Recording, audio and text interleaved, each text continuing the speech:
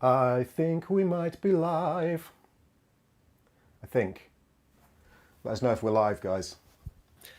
Yeah. Let us know. I don't know why I'm singing. I'm excited. Let us know if you can hear guitar.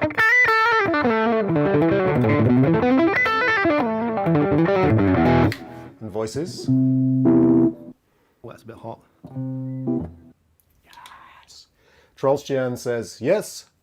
Exclamation mark. No, you were fine, dude. Oh, no, you're good. Yeah. They can hear us. Audio to the eyeballs. We are very good. Thank you indeed. Thank you very much indeed. I don't know where to look because all my screens are over here and the lens is over here. How you doing, Beebs? Yeah, a little bit technically. We're a little bit technically stressed, but that's usual, isn't it? So it's a live stream. They're always stressful. Greetings. Let's say hello to a few everyone. people. So, hello, everybody. So let's name a few people. Okay, Master Machetier. That's a cool username. Who else have we got? Seventh Son, Audio to the Eyeballs, Andy Rax Cams, Mr. Cordy, Daniel Staff, Trollstjern, Will Poozy, Sam. So many people. Good to see you guys.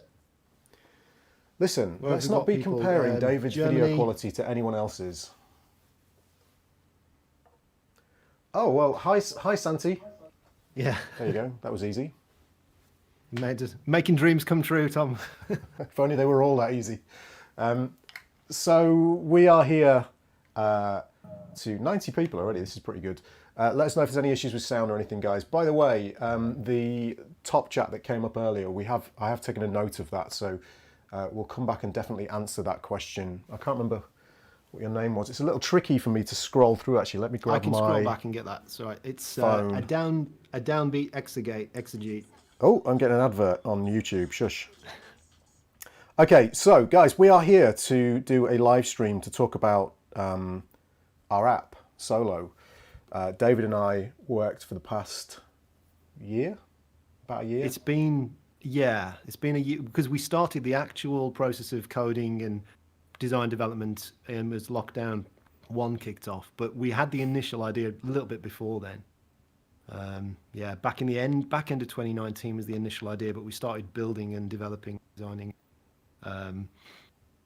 beginning of March. So yeah, exactly a year.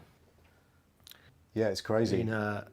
It's flown by because obviously lockdown has just meant we've had a bit more time to work on it, although things will probably be changing fairly soon. But it's been quite a crazy process, and we've released quite a few updates over the last 2 months since the launch on the 1st of January.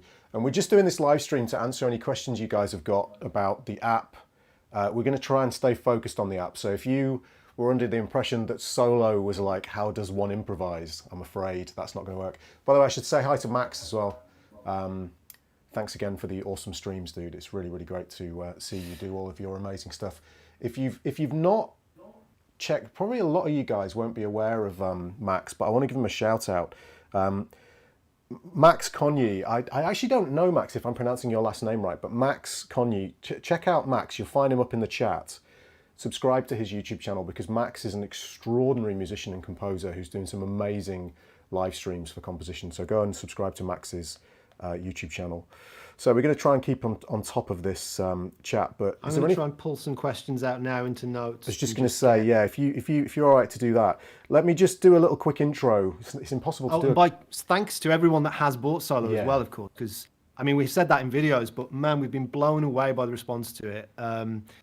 It's been an exhilarating couple of months, and we've worked incredibly hard on it, and it's amazing that so many people are getting a kick out of it. So yeah, thank you very much for checking it out and the support. Yeah, let me reiterate that. It's just extraordinary to see the response in there. I think both of us were almost in tears after the first day. It was pretty emotional, actually. That first weekend was pretty surreal. Yeah, bizarre.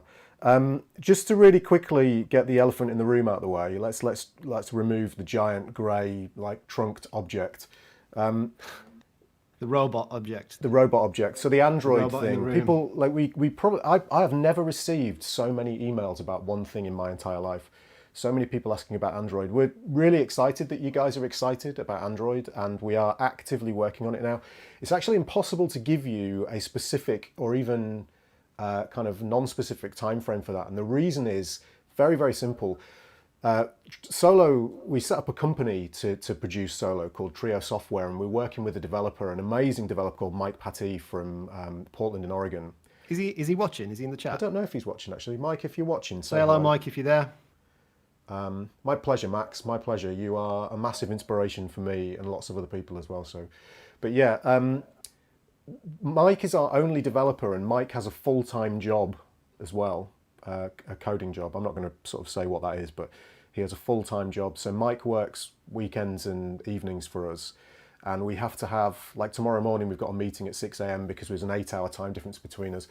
Beebee and I obviously part-time on this as well, and have a small, tiny amount of coding knowledge now because we've had to develop a tiny bit, and I mean tiny.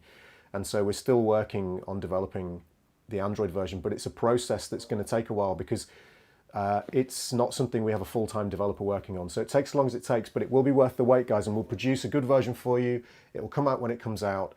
And I think if you ask the iOS guys about it, and let me just address that elephant in the room as well, because people tend to think, you know, there's a bias in there. Why did you develop for iOS and not for Android at the same time? The reason we did that is because we were approached by Mike, who is an iOS developer. None of us have, I mean, I especially don't have an Apple bias. I think Beebee might have a small Apple bias, but I don't think he's using it for, although I've had to go out and buy all of these Apple products because of... Says he wearing the Apple Watch. Yeah, but I've had to go out and buy all of these things for this development. And I'm very much enjoying them as well. But it's just the reality of developing. It's very expensive to develop for two, operating systems at the same time. And we didn't know whether it would sell. We had a developer who had masses of experience in iOS and almost zero experience with Android, and therefore it made sense to go for iOS. We had all the devices already. So that's why. It's nothing to do with being biased, going for one market over the other. It's just to do with the realities of being a part-time 3-man team with one developer who's got experience with iOS. It's got nothing to do with like, you Android boys, we don't care about you. It's obviously we do. I was an Android user for years and years and years, and the only reason I switched to an iPhone is because we were developing for iOS. Behind me here, I have a bunch of Android phones, which I've used over the years. So I too am an Android guy. I have Android tablets in the house, so we are developing it and we are working on it. I promise, guys, we're not fobbing you off. It's absolutely coming. So my word, I don't know how we're going to keep up with this chat, but we'll do our best. Mike's getting some love, which is nice. Fantastic. Mike deserves some love. Mike, I have to say, actually, before we get into any questions and start showing you guys some stuff, because we do have the app here. I can get that up for you guys. So that's Solo. I'm running it on an M1 MacBook Air at the moment. Beebee's got it up on iPhone. It works on iPad as well, obviously. But it was easiest for me to run it on MacBook and run it through the switching system I've got here. So we'll get that loaded up in a minute. Yeah, Mike does deserve a lot of love because Mike has worked tirelessly on this thing for us.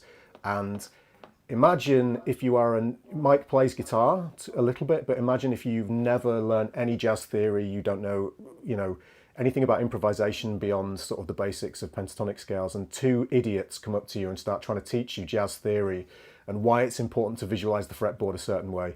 Mike has had to put up with a great deal, so it's a labour of love for all three of us. Probably one of the the most strange crash courses into jazz harmony, so the poor guy's got some really deep knowledge, and then probably a bit like in some ways there's a bit of a transfer of skills as we've been learning about coding, and Mike's been learning about music. I feel that his understanding is far greater than ours is in that is the very area. True. That is very true. Okay, I'm still at print line. Hello world. let's start with a downbeat X. How do you pronounce that? Yeah. Well, I've got all these questions so far into notes, so I can. Wow. Speedy. I've been copying them down. That's because Beebee's. Come on, I'm dadmin, aren't I? Well, you're looking at like maybe 2 or 3 windows. I'm looking at 3 screens with about 6 windows on each, so that's why it's a bit confusing. Okay, so after playing a correct interval, can the note name be in place of where the number was to consolidate both approaches? I see what you're saying. And how backwards compatible is this with older iPhones? I got a 4S just to use it. Beebee, you know more about this than me. Does it work with a 4S? I don't think it does. I think what the important thing is that you need iOS 13 and above for it to work. Right. So, or needs to be on the new Apple M1 Max. That's the requirements, I'm afraid. Right. So iOS 13 or running an M1 Mac. But I'm not sure how far those devices go. I don't think off the top of my head that it goes to 4S. Unfortunately, I'm sorry about that, but yeah, it's iOS 13 and above is the minimum. Okay. As far as the correct interval thing, let's just address that. So Is that in terms of note names? Was the question? Sorry. Yeah. So we've had a lot of people when you use Solo. If I just do this tune here, 26.2, the idea is that Solo presents you with a chord sequence or a set of chords or a scale, and it presents you with a set of what we call intervallic functions. So intervallic functions would be, for example, if I was playing a C major scale, you can number the notes in the scale.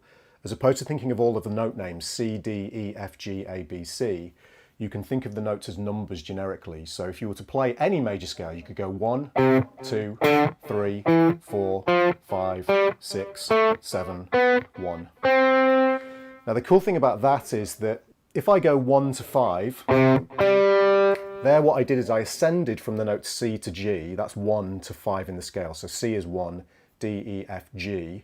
G is 5. The cool thing about thinking about these intervallic functions, so that's the intervallic function of 1 and 5, is that it doesn't matter which direction you go in. If you go from C down to G, you're still going 1 to 5. And sometimes people get confused by this because if you go up to 5 from C or from 1, it's a perfect fifth interval. If you go down from C to G, people say, oh, well, you've inverted that and it's a perfect fourth interval descending. That isn't what we're talking about. We're talking about the literal position of that note or that intervallic function in the scale. It's the fifth note of the scale. So if I go 1 to 5, that is literally going 1 up to 5. If I go 1 down to 5, that's still 5. It's just the octave lower. So you can learn how to kind of visualize this way. So you can think of 1, 7, 2, or 9, 5, 4, 3, 2, 1, 7, 6, 5, all the way down, 4, 3. And that is what Solo presents you with, and these things can be flattened or sharpened, raised or lowered, so on and so forth. There's a great video that Beebee did, actually. A lot of work went into that video about intervallic functions in the app. So if I just load the app up, we have a bunch of... You're right, Beebee, if I switch to a full screen version of me for a minute? Yeah, sure, yeah. I can't remember which scene it is. There it is. We'll get him back, I promise. You can still hear him if you talk. I am still here. He's still there. There are some great videos in here, actually, that we did. So there's this what are intervallic functions video here, this tutorial. You can also see me in the background, which is quite amusing. So if I go back to here, back to the changes trainer, what Solo's going to do is it's going to present you with a chord and then a series of intervallic functions to find. And what a lot of people have asked us about is, why do we not have the note names in there? The whole point of Solo is to get you to the point where you can visualize these generic intervallic functions, so that if you see a major 7 chord of any root note anywhere on the guitar, you know where the 1, the 3, the 5, and the 7, or the 6, or the 4, or the sharp 4, or the whatever, the 13, whatever, is or are in relation to the root note. It's a generic way of looking at the guitar. So when I play these now, I play the 1. Solo recognizes that I've played the 1, and it grays it out. So there's the 3, the 5, the 7. And I can play these anywhere. There's the next chord. This is from a tune called 26.2 by John Coltrane. 1, 3. Let's go down to the 5, and then the flat 7, so on and so forth.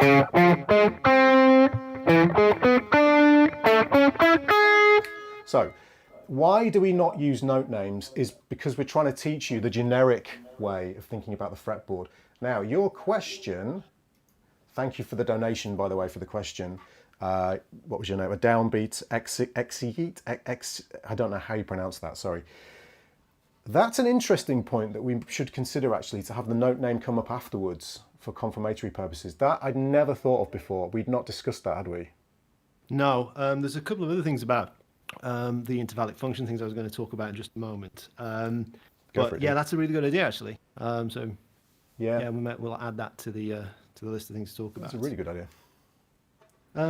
So the other thing regarding why the term we use the term intervallic function Am I back on the screen here? You are back on the screen. Yeah. So I've had a few people bring it up about why don't you use the term scale degree, and that is another common way of sort of referencing this stuff. But because in the app we're often not thinking about scales or talking about scales. The large part of the changes section is often just working with chord tones, and we're trying to, unless you're going into the scale trainer, we're trying to not think about things in a scalic way a lot of the time.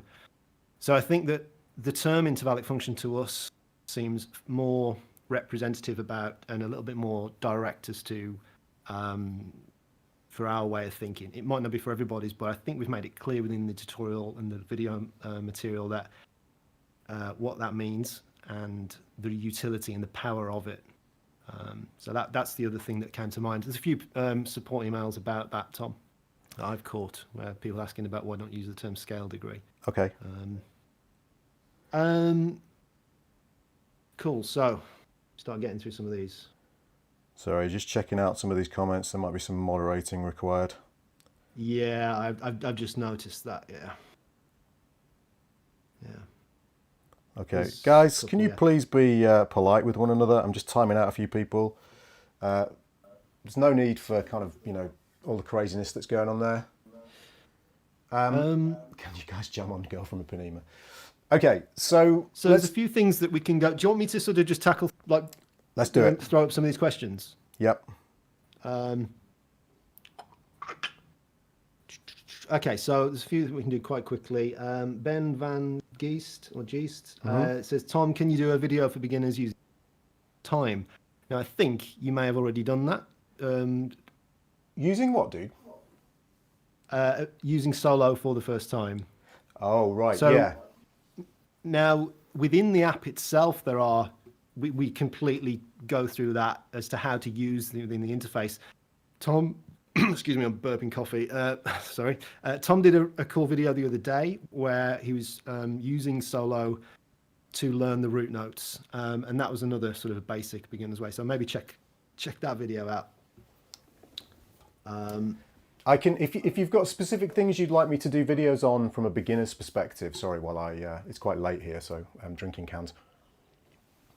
From a beginner perspective, other than sort of the root note thing, like first steps in solo, by all means, let me know, and I will do those for you. Beebee can do those as well. We're actually going to start uploading on a weekly basis to the solo YouTube channel. So we have a YouTube channel for the app, actually. And you'll find down below, I mentioned it in the chat before we started, you'll find down below a link that you can click on, which it should auto-subscribe you, but if you'd rather just kind of find the channel and click subscribe, feel free. We'll be uploading weekly content, like lessons on there for using solo, kind of, information that will help you out with the app. If you want to get the most out of it, because it's one of those apps that the more time you put into it, because it's a practice-based tool, the more you'll get out of it. And Beebee and I created it for ourselves because we wanted an app that would allow us to work on these intervallic functions, because it's the way that we think about the fretboard. And so, we use it on a regular basis as well. So hopefully, you guys will get a lot out of it in that regard. Okay. Omar Ali is asking, could the option be added to save workouts? Currently, that's not super straightforward for us to do. But it's definitely we've talked about it, and it's definitely something that is on the roadmap for that. There's the idea of at some point there will be I guess, without giving too much away, maybe perhaps more of a library-based way of navigating things where, that would make sense. And, Jake Wilson suggested that idea of combining levels and chord changes into a workout that can be saved. And that makes total sense, absolutely. We already do have ideas in mind of how to get back to most recently used and used exercises. That may be coming much sooner, but... There's an interesting one here I've just noticed by Steve Kelly. How does solo relate to Beebee's 48 vectors of Shaolin, or whatever it was called? Well, in fact, so within the app, we have the diagrams, the 48, intervallic 2-point geometric shapes that can define any possible sound or scale on the guitar within 2 octaves. So Obviously, Tom's got incredible course on this with the visualizing the fretboard one that teaches this explicitly. I've also done something on a similar nature, but twisted it into more of how I think about things. Because after many years of discussing this, not only did I come on board to this way of thinking, but I've obsessed with it. And so, yeah, there's the way that it relates is that for us, Tom and I, seeing the intervallic functions, as we call them, is as a note against a root note, and the line of creates on the guitar is a discrete shape, point X to point Y. And there are 48 of those that can express all the possible intervallic functions that you might need. And so within the app, there's the PDF diagrams that shows those. Solo doesn't train you yet, although it will do, the explicit 2-point shapes in a mode. But by utilizing that system, if you've gone through Tom's course or my course, or you use the PDF file within the app to find the intervallic functions against the workouts using the the chord changes trainer or the scale trainer, you're going to internalize and observe shapes anyway. Now, having said that, you do not need to do the 2-point system, the 48 shapes of Shaolin in order to do it. You can visualize and use solo. The important thing is that it doesn't matter whether you're 2-point intervals, whether you're using Ks, whether 3-note per string, however it is you choose to map that. The point is that you are thinking intervallically. So you are thinking of the function of the interval against a root note. And however you map that is up to you. Solo doesn't really care. We have had this is somewhat of an idea into how we're going forward, an idea of training that in another mode. We're not going to go into explicit detail, but yeah, that's a potential future thing that's coming as well. So that's how it relates. I mean, presumably, if whoever's said that must have listened to the podcast, I'd imagine, because I didn't catch the name. So you must know what we're talking about. I'll see if I can find it for you. There's too many. I can't find it. Yes. Anyway, we have a ton of different updates planned. I mean, as I say, we've already added in passing note scales. We've added in the option voice leading, which is really cool.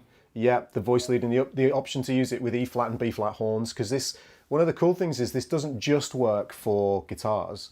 If you're a bass player or a piano player or a singer or a sax player or a trumpet player, you can use the app. If you use either an audio interface, if your instrument is compatible with utilizing an audio interface, which is what I'm doing here. I'm actually using, for all you guys out there who are interested in this stuff, I'm plugged in via the Quad Cortex. Because it's a class compliant interface, you can utilize it with Solo. At the moment, the Solo will only recognize channels 1 and 2 of your class compliant interface, which interestingly on the Quad Cortex is the dry signal. So even though I've got delay and a little bit of delay and reverb going on here and distortion and stuff, it still works great. So, I can utilize the app with no problem. But you can use the mic on your device, be it, a MacBook or at this point, an iPhone or an iPad. And, you will get whatever instrument you're utilizing. You can sing into it as well. I'm not going to do that on the stream.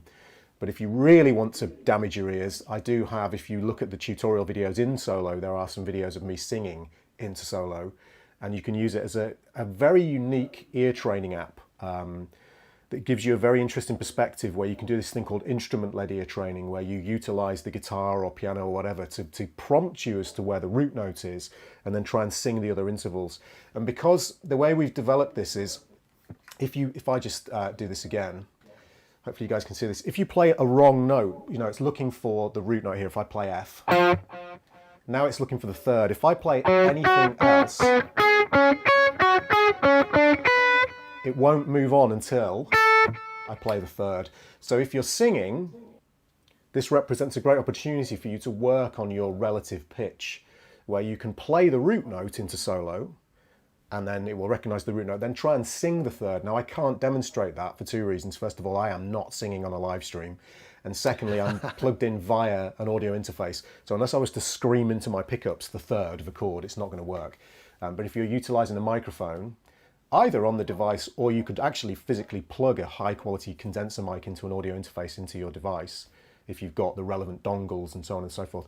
Actual fact, tomorrow I'm going to shoot a video about that for the Solo YouTube channel and upload that for you guys to show you how you can utilize, you know, even high-end audio interfaces with Solo. In fact, all the videos that we shot for Solo were done with how many inputs have you got on your PreSonus interface? Like 8? 8 in on mine. 8 in on that interface, so you can use even like proper studio quality interfaces. If they work with an iOS device, then you're good to go. And if you're on a Mac, you can use any interface that's compatible with a Mac, which is pretty cool.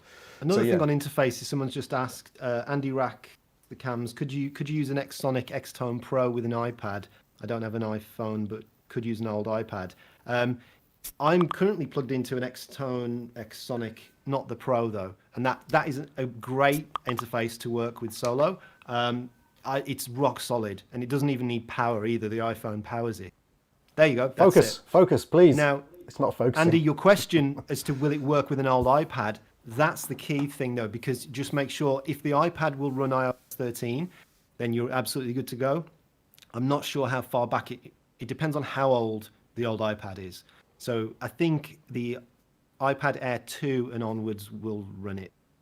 I don't know, but quote me on that. One other thing to bear in mind, which now I'm completely out of focus. There we go. One other thing to bear in mind, which is really important, is if you are running an audio interface which is bus powered, so you don't have a power cable for it, you really need to, for kind of bigger interfaces with multiple inputs and outs, say some of the PreSonus stuff or the Focusrite stuff that's class compliant, you will tend to find with a standard iPad or an iPhone, they just don't provide enough power for this to work properly. You need to have a power supply. But if you're running something like an Xtone Pro or something smaller, they tend to work. If you've got an iPad Pro, you're good to go because they provide enough power via the USB Type-C interface to power any of those interfaces. And if you're using a dongle as well, then you can plug, you've got a wider range of interfaces that you can plug in, or a USB-C hub, which is what I do with mine. So you just have to be a little bit careful. It depends on which iPad you've got. And that situation might be fluid. I don't know whether Apple are going to update the next set of iPads with USB Type-C connections. I wish they would, but it's Apple, so who knows? I have absolutely no idea. Okay, I did see a donation for a question. Let me see if I can load that up. Yes. In fact, that's a really good question, actually. Tom, has your method changed from your OG course? So this is to do with the Visualizing the Fretboard course that I have out. No. So this, one thing to be really clear about is this is a practice tool. This is not designed to teach you a system of visualizing the fretboard, although we definitely hint at particular things within the app. And it's not that we're hinting because we want to hint. It's just that this was developed as a practice tool. This is not like we've taken mine or Beebee's tutorials and just made them into an app. So it's not like just an app version of visualizing the fretboard. This is a proper practice tool. It's a lot of thought has gone into how to produce this and make it viable for any guitarist. So let me reiterate again, you do not need to visualize the fretboard the way I or Beebee visualize the fretboard as a basis for using the app. You could use the cage system. It is actually, though, without doing the heavy stuff, it is the perfect companion for those courses. So for Tom's Visualizing the Fretboard, for my Pathways to Jazz course, this is why it came about, because I do a bit more teaching these days than Tom does, and a lot of some of the idea and the genesis for this was having a tool, a practice tool that my students could use away from the lessons. So a lot of the things that Solo does, the randomizing, the generating, the checking of things, it's what I do on the other end of Zoom when I'm teaching people and I'm teaching things. So the idea was to kind of putting me out of a teaching job as using as a practice tool, and that dovetails lovely into the way that both Tom and I think and teach this in our courses. But it's the real-time interaction element of like a lesson or a Zoom lesson where Solo is kind of taking that sort of confirmatory place and is taking the generating of the stuff. So you haven't got to keep track of that in your head. in the initial stages. We use the term, I can't remember which one of us came up with it, but it was reducing the cognitive load as you're trying to navigate and map this stuff out over complex chord changes. So no, it's absolutely not taking our stuff and putting it into app form. It is, again, it sounds like a heavy sales pitch, but it just is. It was designed as a companion tool for those kind of things. I mean, the example I did the other day was if you're just starting out and you want to learn where the note names are on the guitar. I did a video on this on my YouTube channel. You could sit and you could try and figure out, you could think about, okay, well, how can I, outside of any kind of practice tool, just arrange the notes in such a way that I can work on them? So, you know, you might just randomly come up with notes in your head. But the great thing about solo, this is what Beebee's talking about, is if I just grab root notes or just thirds or just fifths or just sevenths or whatever, or combination of these notes, and then just grab anything. So I could grab like confirmation here. I don't need to know this tune. If you do, brilliant, you could work on specific things. But if you're just starting out and you're thinking, man, this I've sort of checked this out and it looks really complicated and it's only for jazz musicians. That is purely a side effect of us putting a lot of jazz tunes in, because it is really powerful for improvisers who are wanting to get into visualizing complex chord changes on the fretboard. But if all you want to do to start with is just get good at knowing where note names are on the fretboard, then solo just takes, as Beebee says, all the cognitive load of having to come up with the material to practice. So I go in here and it says F. You don't need to worry about the fact that it's a triangle and a 7 if you don't know what that means. A lot of you guys will know that means F major 7. But you're not having to play the chord. All you're having to do here is find F. And you can do that anywhere on the guitar you like. So let's say, for instance, I wanted to work in this part of the fretboard between frets 7 and frets 12. And I only wanted to work on the lowest 3 strings and find all my notes there. So I get better at learning the note names. Now, of course, I could do that without solo, but there's no confirmation I've got it right, and I have to come up with the material to practice, whereas solo here is going to tell me which notes to find. So it says find F. Now it says find E. Don't worry about what the rest of it means, just find E. And then A. And then D. And then G. And it might take you ages to find each of these notes in that. Maybe you're not familiar. Let's say you were playing here and you're really not familiar. It might take you ages, but if you look, solo's just sitting there waiting for you to find it. There's no metronome clicking away in the background. Beebee and I have talked in the past about time-based pressure and non-time-based pressure practice. And time-based pressure is where you've got like a metronome, 1, 2, 1, 2, 3, 4, 1, 2, and the changes are flying by and there's sweat pouring down your brow and you're like, I can't keep up with any of this. I'm skipping over all of these chords and I can only play the odd notes. Here, it's waiting for you. So I find my C, then I find my F. Okay, well, maybe it takes me a while to find the F, but solo's going to wait, then the B flat, and then A, and it's telling you what to find. It's not telling you where to find it. It's your job to find it, but it gives you it tells you what to practice or play, and it also gives you confirmation of when you've got it right. If I'm trying to find D here and I play something else, until I play, I can even bend into the note. And when I bent to the D, it knew it was a D and it went on to the next chord. So it's pretty powerful in that regard, in terms of a lot of the reason that people don't practice is because it's hard to come up with things to practice. And once you've started, it's hard to maintain that cognitive load of what am I going to do next? And so if half the battle is done for you, of having this cognitive load, of having to come up with the material to practice, is done for you within solo, and you've got all of these different things, all of these different tunes, these exercises, which, by the way, we're adding to very regularly. It's a piece of cake for us to add things to this. You know, and then in the scale trainer, you know, you've got all your scales to work through as well. So there's all of these different scales. If you want to work on your harmonic minor scale, which I've been doing a lot more recently, go in there and you can practice visualizing your harmonic minor scale. So here's C harmonic minor. Oops. Oh, I've put major. I can't read from this distance. I apologize. You're probably all thinking, what's he on about? But that was a good example. There I played the flat 3 and solo was like, nope.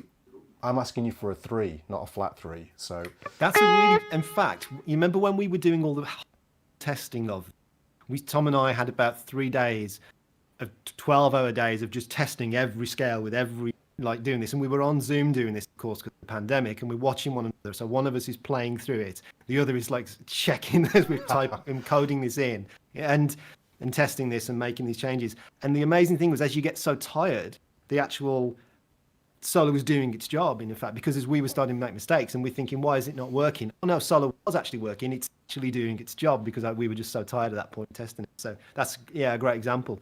Tony Martinez, hey dude. All right, dude. Mike's in the chat now as well. Who? Mike's in the chat. Mike, Patty, that's the guy. Everybody say thanks, Mike. Big up to Mike. Mr. Patty. Mike is our developer, as we mentioned earlier, and he's doing an unbelievable job whilst having a full-time job as well. Tune Electric, Rob, how you doing, man? Okay, we've got another donation here for a question. So from Master Machetier, any thoughts about adding time-based options, maybe with the chords playing in the background for context, so it can literally play over changes? Okay.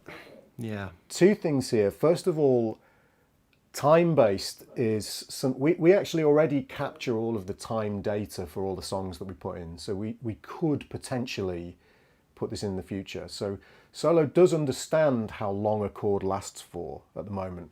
But we are very adamant at the moment that we don't want to introduce time-based pressure, although as an idea, I'm personally not against the idea of you practicing with time-based pressure. If you want to do that, what you can do at the moment is if you use an audio interface, or if you use, let's say, a metronome in the background quietly, what you can do is you can have a click running in the background. I wouldn't do it on the same device. I'd use a separate device, you can use a watch, or you can use a different kind of, like on Google or something on your main computer.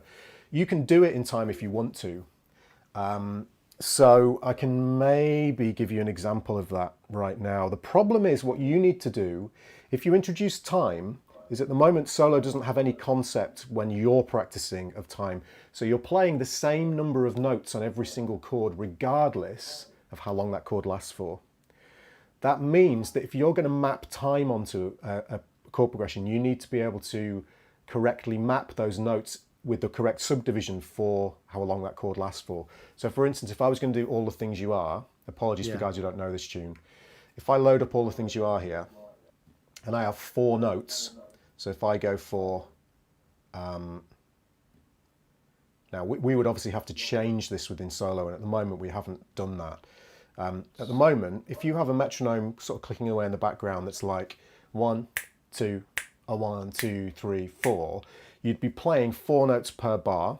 So you might go.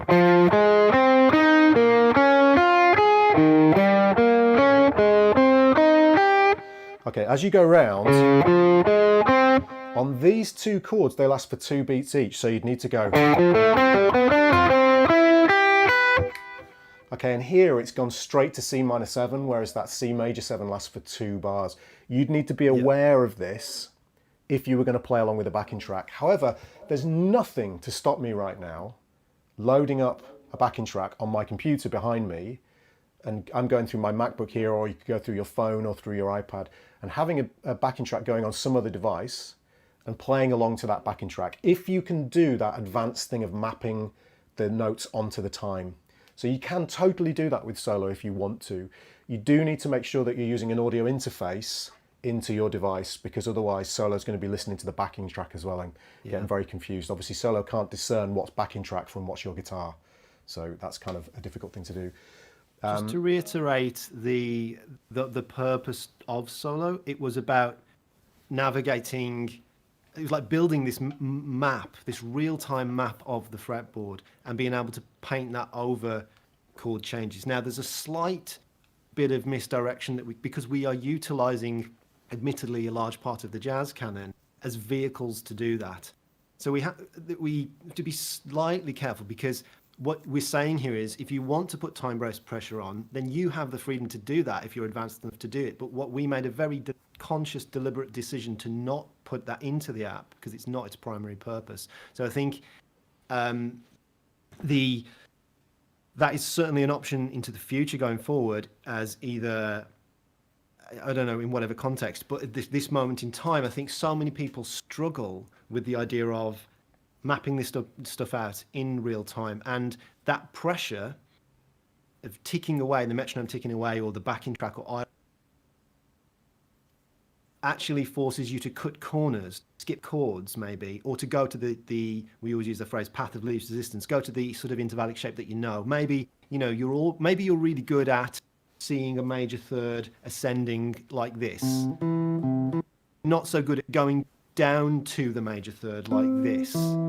Then the kind of way that solo is telling you to practice, you have that time in order to exhaust all those possibilities before you move on to the next one. You can force yourself into these limitation exercises that test you on the weak parts of your visualization.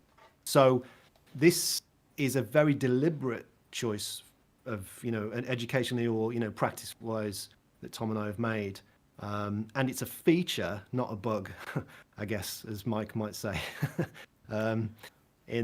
However, that's not to say we can't incorporate time element in the future with it, but it's just right now it's you know, there's only so much. I mean, Tom and Mike were forever telling me off for trying to introduce new features on the run up to on the run, because I've constantly got these percolating ideas for new features, and but there's only so much time, you know, that we have and put into development at any, you know, release.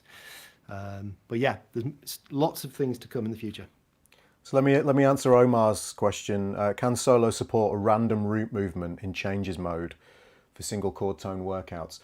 At the moment, we don't have a random mode because the changes trainer bit is designed to take you through existing chord progressions. You can't randomize the chord progression. Equally, when you're in the scale trainer, you can't select individual intervallic functions from a scale and randomize the root note, as it were.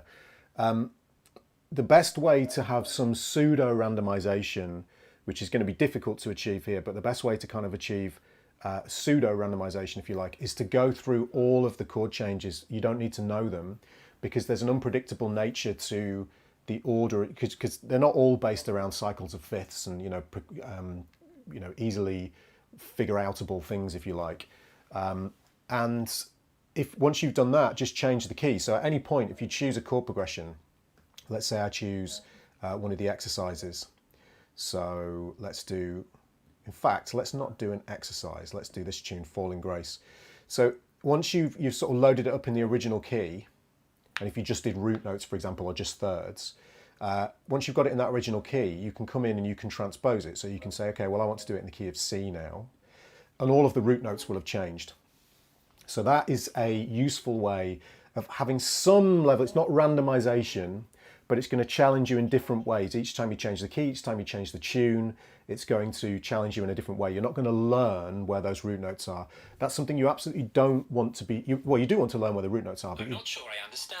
Go away, Siri. No one cares. You want to have some element of unpredictability with it. So yeah, that is one thing that you could do. Is there anything else I'm missing there, Beebee? I don't think there is. I think that's really the way that you would get that level of slightly more unpredictability with it. Yeah, there's the randomizing thing is a really interesting. People have asked for elements of randomization, and I'm totally on board with that. Me too. I think that there is a lot of very useful things already. Let's just say you want to work on a scale. We've talked a lot about the changes trainer so far, but if we take the scale trainer, I'll make you full screen, Beebs. Hold on. Okay, yep, cool. Oops. So the randomizing element of solo is incredibly powerful, and this is something that I put a lot of, you know, obviously in testing of solo, but just as practicing myself. Like if I want to work on a new sound or a scale, you could go into the scale trainer, select a scale. So let's say I want to practice my Dorian flat 2. Now you can set up the workout options as to always ascending through the scale, 1, flat 2, etc., or going backwards, so 1, flat 7. But this other option here is to hit randomize, is going to, between the root and the root, it's going to randomize the rest of the instrument. So this is, for me, for my mind, once you've gone through practicing perhaps ascending or descending, this is fantastic work because it really tests you. So excuse my vision here, but so this is going to just roll round and round C, Dorian flat 2. So I might choose the root here, 5, flat 7,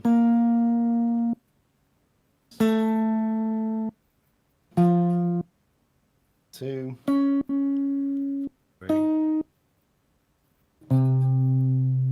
and I'm choosing where to go with those in the visualization. It is generating that order, and I can't predict what's coming next, so I can't just run my 3-note per string, or I can't just run the pattern. It's forcing me to think actually intervallically, and it's confirming obviously when I've got it right. If I play the 2,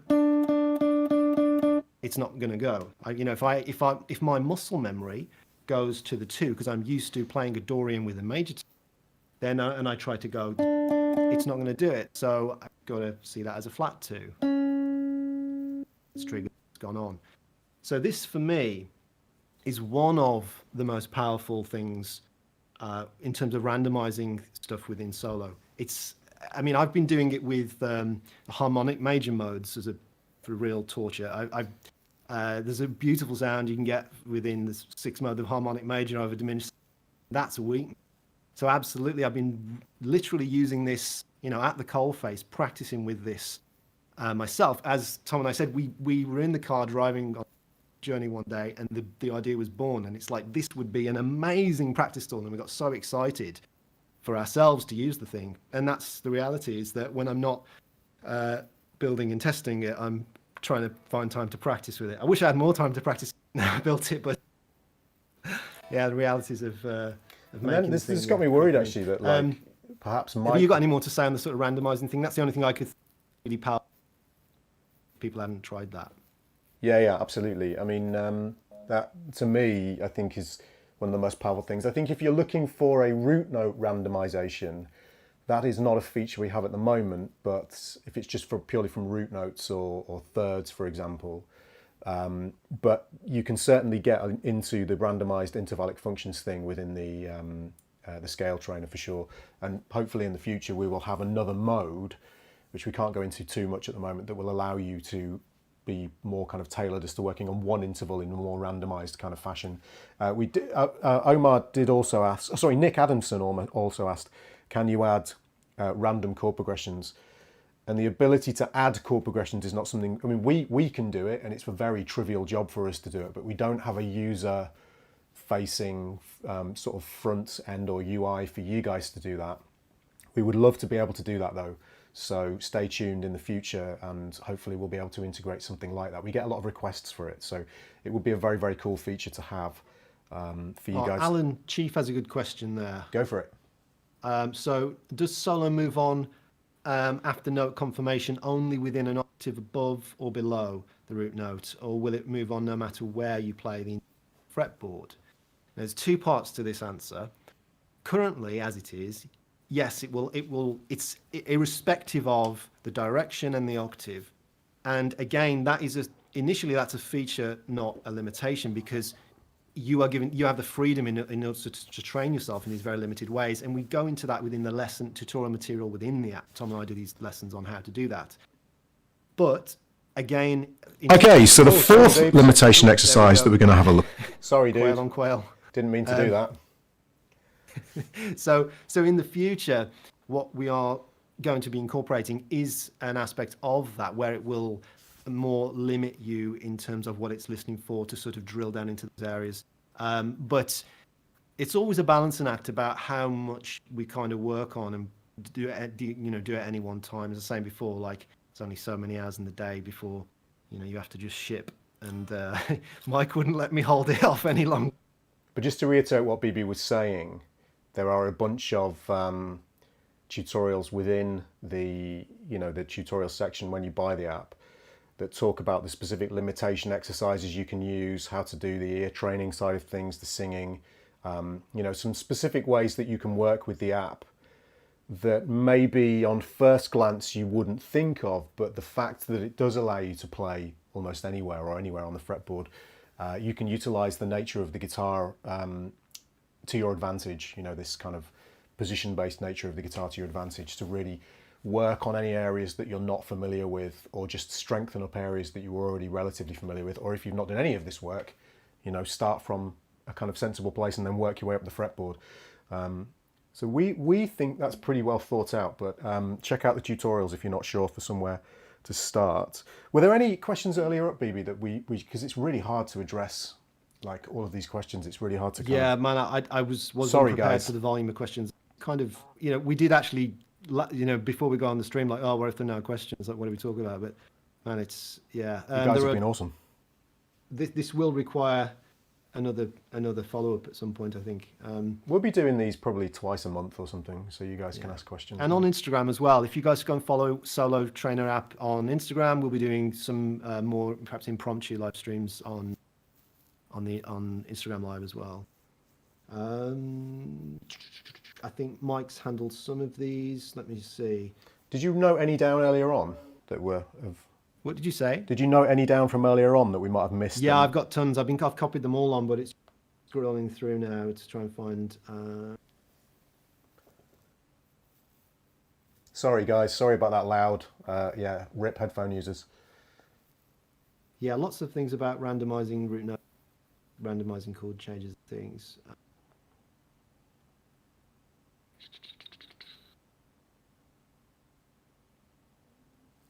Did we mention about custom chord changes? Yeah, I'd mentioned that earlier. Yeah. I mentioned the variation thing. Android has been dealt with multiple times. Yeah, Beebee, your voice mic is dropping quite a bit, but I wonder whether that's RX kicking in by mistake. But it's fine. Don't worry. It's like, you're very understandable. Here. I mean, is this better, guys? Because I'm hunched over on my laptop, so it might be. Could be. Okay, yeah. So another one: could Solo be used for ear training? It's probably. I know I would say this, but I think it's the most unique ear training app on the market right now. And I know that sounds like hyperbole, but if you think about it, what Solo's doing is it's listening to the note that you play on the guitar, and then it's interpreting what is that against the chord, and are you playing the correct intervallic function. Essentially, it's listening to the frequency of the note that you're playing. It's not unique to the guitar. We've not sort of tuned it to only work with guitars.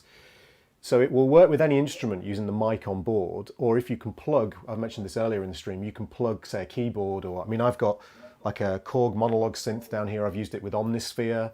You know, even with really crazy synths, so long as they're pitched and they don't go too far out of pitch, it will work with any sound. So Logic would state that it also works with your voice, and it does.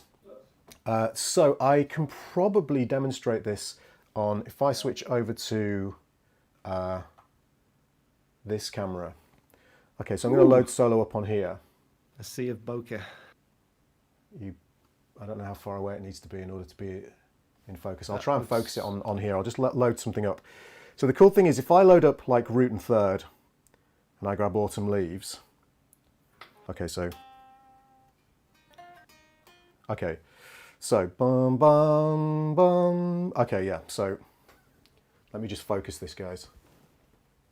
Okay, there we go. It's auto-focused. Okay, so I'm going to sing through this now.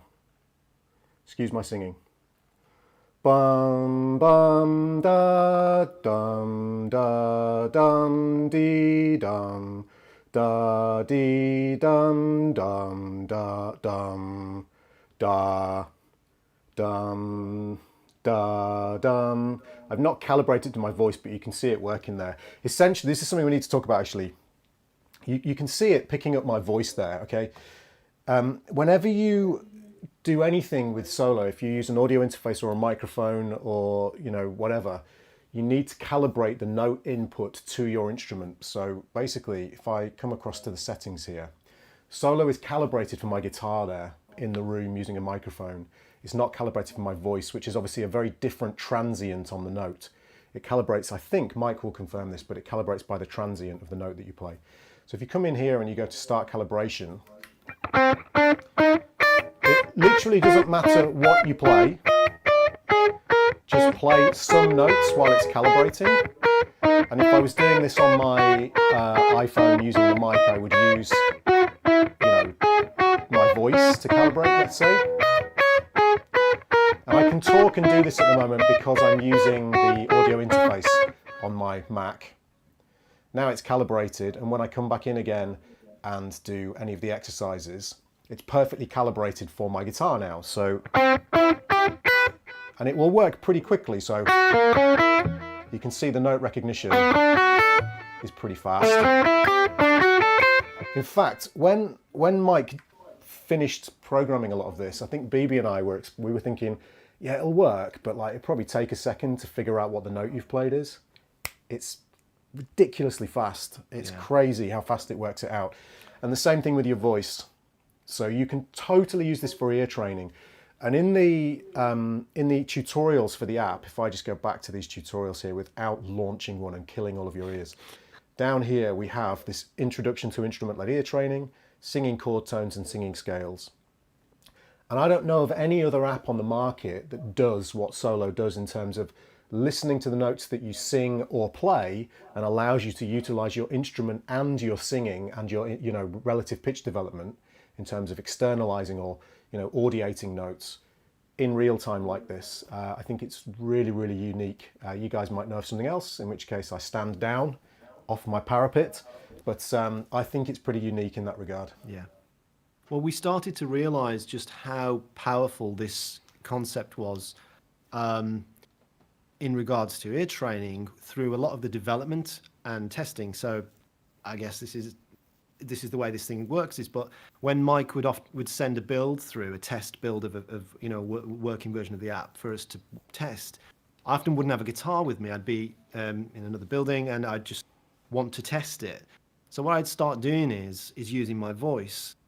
And over many weeks and months, what I found is that my relative pitch of pitching intervallic functions in my mind stopped, because I was using Solo to sing it, and obviously if it's not right, it's not going to go into the next one.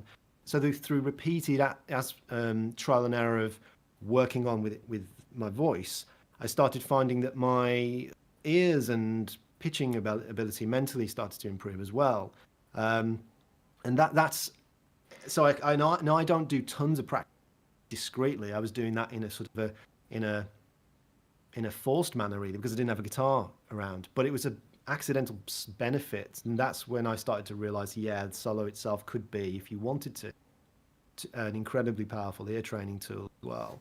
Yeah, absolutely. Almost like the inverse of where, because obviously normally with an ear training tool, something's played for, and then through trial and error you guess it, and it's more developing how it feels in your throat and in your your airways or whatever. It goes into your mind as to what something's like, affecting your pitch memory. That to me is, I think, what started to happen. Like, I started to realize what a C or G or whatever kind of feels like, and then being able to relatively pitch that in my mind against the other intervallic function through just this practicing with it without the guitar. But you can do it, as Tom says, as instrument-led ear training, as we teach within the app, and you can sort of scaffold that on, so you don't have to just go full on crazy like I'm doing, just singing into the phone. Like I drive my wife crazy with this, because Mike could send a build through at 2 a.m, and I'd get up excited in the middle of the night to test it, start singing quietly in bed into the phone. She drives you crazy because she's really good at it. Yeah. But yeah, you don't have to do it hard. Scaffold on instrument where you use as like a guiding process for this. And we, as I say, that's within the app as well, the sort of tutorials bit of how to do. Tom does some beautiful demonstrations there. Yeah, you can hear me singing again if you desire such a thing. I don't know why you would. Omar, thank you again, but absolutely noted about the scale trainer functionality applied to some other arpeggios. That's something we'll make a note of that for sure. One thing to address really quickly, we probably need to stop fairly soon. But the thing about audio interfaces, Mike's mentioned this already in the chat, so anybody who's reading the chat will already have seen this. But at the moment, if you use an audio interface that is a modeler, so like the HX Stomp, or I'm using the Quad Cortex here, the Quad Cortex is set up so that output 1 and 2 on the USB is the dry signal. It's just the way they've decided to do it, whereas the HX Stomp output 1 and 2 on the USB is the affected or wet signal. At the moment, we don't have the functionality to select which inputs, USB inputs that is, not the inputs on the front, but which inputs you're utilizing. So if you are using an HX Stomp, you can totally use the HX Stomp, just don't have a ton of delay and reverb on there. It probably will work with some distortion as well, but if you just use a clean tone, whereas on the Quad Cortex, because it utilizes output 1 and 2, I can have the craziest sound ever, and it's just listening to the dry signals. So I don't know what we need to do to sort that out, Mike, and we will figure that out with Mike at some point, but at the moment that's not something we have. Master Machetier has also asked, any thoughts on adding a visual confirmation that it was correct, like a green flash or something to the screen as opposed to it just going grey? So again, that's something that, now you've mentioned it, I can't remember if anyone else has mentioned that in support, but we'll think about that as well. We're open to any suggestions, guys. You can contact us. What's the best email? Well, you can go on the website. What's the best email address for them to use, Beebee, to send in? Feedback at solotrainer.app or support@solotrainer.app. If you've got like technical problems and if you have an issue with it, get in touch via that. Support email, support@solotrainer.app. If you've got ideas or suggestions or anything you'd like to see added, then feedback@solotrainer.app. Or you can DM on the Solo Instagram account. I've been dealing with support issues there as well. Where else is there?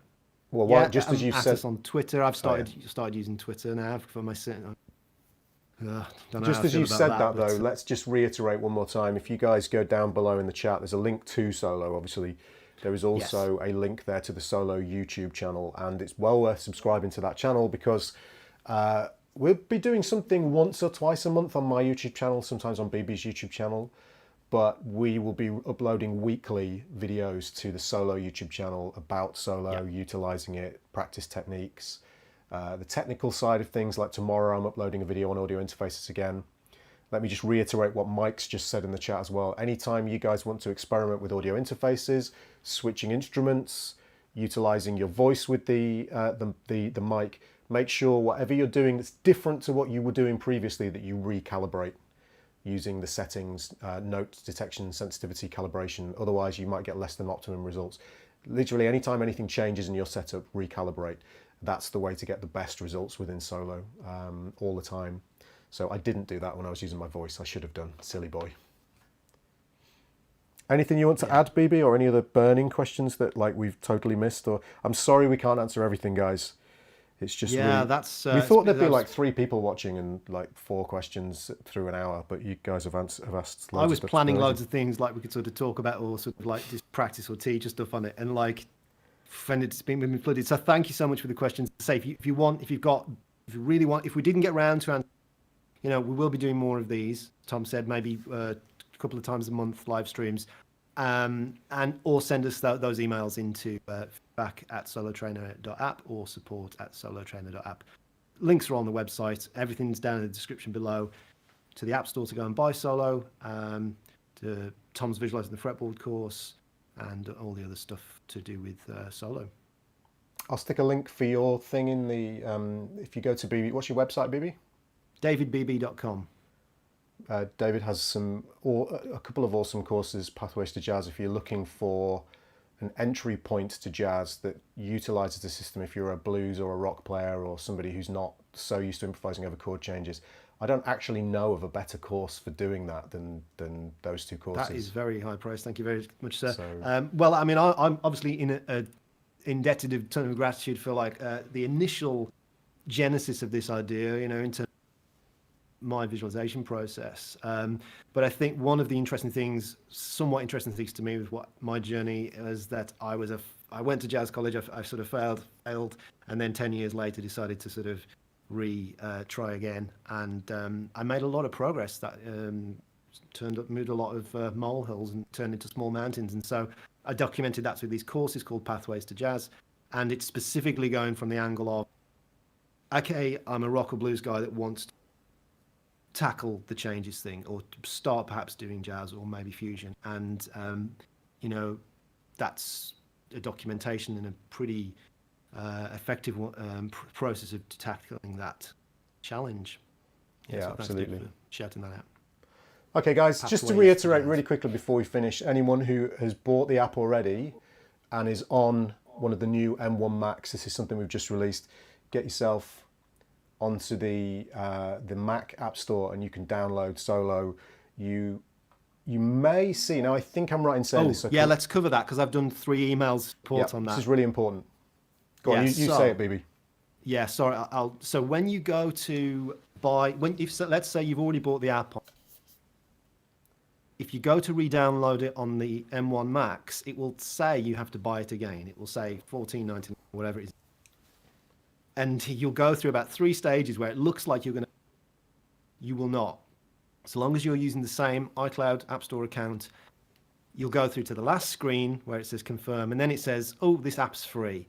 I have no idea why Apple do this. It's insane. Ridiculous. And it's going to cause many a support email, I'm sure. So I'm very sorry if it looks like it's going to be charged again, but you won't. It's free download for. It's just, I mean, I'm a big Apple fanboy, but still they drive me nuts for loads of things. And yeah, I have no idea why they do it this way. But because we were testing it as we were about to release the M1 Mac version, and we were testing it thinking, it's going to charge us. It's going to charge us again. It shouldn't be. It's obviously on our accounts. So we went through and did it anyway, and the screen that pops up says, oh, this is free, you've already done it. So yeah, so you cut out a couple of times there, but I think the main, majority came across, which is if you've bought it already on an iPhone or an iPad, and vice versa, if you bought it on iPhone, you've already got it on iPad, you don't need to pay. The same thing is true for M1 Max, it's just it looks like you have to pay. You get right the way through the process, it won't charge you, it then says it's free. It's just a stupid thing that Apple have got going on for some reason with their integration of the iOS App Store onto Macs. It's bizarre. It doesn't happen with all apps, but for some reason it does with some. I'm not sure why. But it works and it's great. So Simba, it's a one-off purchase. It's not a subscription. No. It's not a subscription service. It's a you purchase the app. It's $14.99, £14.99. I'm not sure what it would be. Currency, it's around whatever that converts to. It's not a subscription. It is a upfront payment for the app. Okay. Well, thank you so much for watching and listening and thank paying you guys, attention. Yeah. Thank you so much again to everybody who's checked out Solo, who's bought Solo. We've been totally and utterly flabbergasted, to use a strange word, by the response to it. It's totally blown us away. I don't really know what to say about that except thank you. And, there's a lot more to come, a lot more updates. We're working on stuff constantly. Mike is down there in the chat, working hard, doing all the development side. And, again, thanks, Mike, for all of your hard work. You are fantastic. We couldn't have found a better developer, so thank you very much indeed. And, anything else you want to say, Beebee? Make sure you subscribe to Beebee's YouTube channel as well.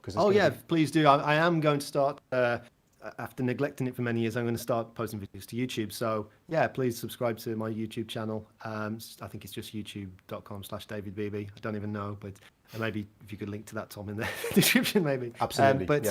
It's been an amazing journey this month. Obviously, a crazy one for many other reasons, but this little pocket of developing this has been an absolute island of pleasure for me, and it's been amazing getting to know Mike, and the trio partnership that we've got here has been really cool, and obviously thanks to everyone that's supporting us and is getting the kick out of it. So I think that the support, the response, and how just sort of big it's gotten initially is enabled to make it even bigger and better, bring all of these suggestions you guys are, or many of these suggestions that you're asking for, to fruition quicker, and enable the gears in my mind to keep turning of new things to Mike needs to build me a jazz shovel. That's the current joke. Amazing. Oh, I need to watch more of that show. So good. Okay, thanks. This has been really real fun, guys, and we'll see you on the next one. Thanks to the patience for the Android guys as well. Yes. Sorry, right, Android users, it is coming. Right, we will see you again. Thanks, guys. Subscribe to the channel, subscribe to the Solo YouTube channel, subscribe to Beebee's channel, and we will see you soon. Bye-bye. Thank you. Thanks, guys. Bye.